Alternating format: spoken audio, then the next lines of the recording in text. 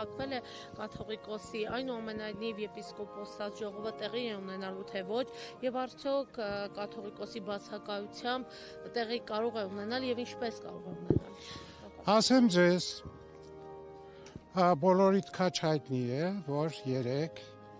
ամենայն հայոց կաթողիկոսին էլ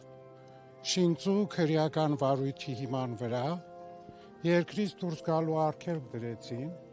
ինչպես որ գրեթե 2 շաբաթից ավել առաջ Գերագույն հոգևոր խորհրդի 6 անդամ եպիսկոպոսների, արքեպիսկոպոսների վրա, նույն այդ վարույթի հիման վրա, որոնցից մեկը ես եմ։ Եվ ամեն պարագային մեր եպիսկոպոսները հավաքվելու են Ավստրիայում, բնականաբար ամենայն հայոց կաթողիկոսի բացակայությամբ փոքրինչ փոխվում է եպիսկոպոսատ ժողովի կարգավիճակը, այն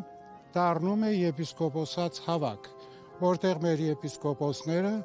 միևնույն է հավաքվելու են եւ քննարկելու են զանազան հարցեր հուզող մեր եկեղեցուն եւ հատկապես այսօրվա իրավիճակների հետ։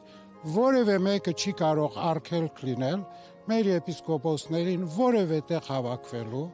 եւ նույնիսկ ոչ միայն հավաք, այլև ամենայն հայոց կաթողիկոսի գլխավորությամբ եպիսկոպոսած ժողով անելու։ Այդ մտածածին, այդ ցնորամիտ բաները, որ եպիսկոպոսած ժողով Հայաստանից դուրս չի կարող լինել, դրանք պարզապես օդի մեջ գցած խոսքեր են եւ զարմանում եմ, որ ամեն անգամ, չգիտես ինչու,